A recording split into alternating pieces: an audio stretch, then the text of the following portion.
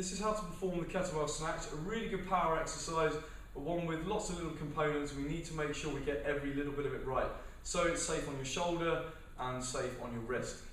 So I'm going to show you a few reps and then we're going to break it down slowly.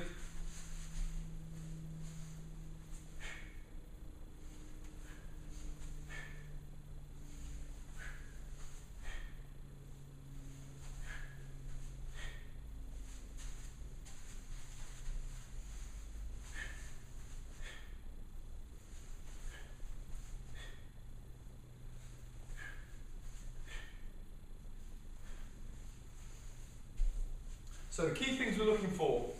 First of all, you should be confident with the swings before you even practice this. Practice your two-handed swings, practice your single arm swings, practice your single arm high pulls, and then you can progress on to the full snatch. So we're looking for plenty of hip movement. I'm taking the kettlebell through, getting as much stretch on the hamstrings and the glutes as I can. Then I'm driving from the hips. As the hips come through, I'm going to start pulling the kettlebell up my body. So the elbow stays nice and high, pulling from the traps as well. And as I come up to this position, I'm going to drop underneath and stop the kettlebell where I want it to stop. It's important I don't let the kettlebell carry on over here or drift out to the side. So we push through, nice stretch. You can use this back arm for a bit of leverage. Drive the hips forward, coming up to the body, and stop it dead. If you think about your fingers as a spear, when you get to there, spear your hand through and stop the kettlebell where you want it to stop. Okay, so one more run through. Stretch, pushing the hips backwards, hips come forwards. I draw the kettlebell up my body as if I'm doing my zip up. That's where I'm pulling my arm. Up the body, a high elbow, and once I get to about chest level, drop and stop that kettlebell. So with the bell, one more time.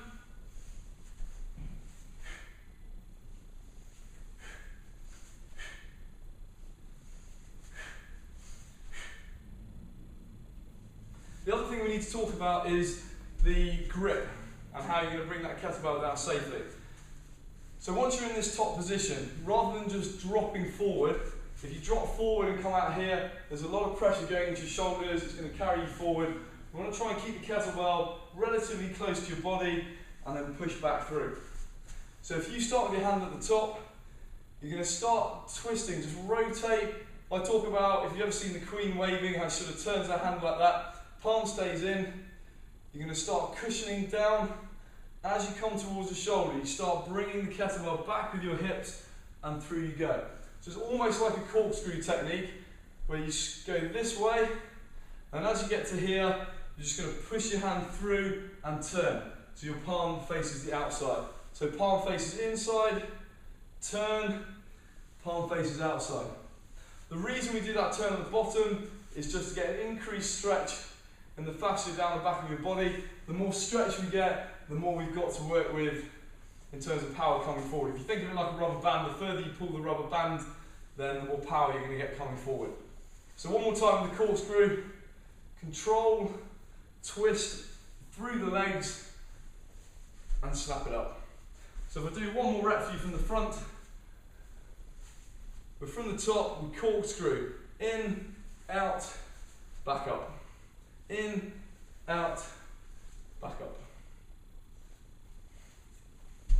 That's how you perform the kettlebell snatch.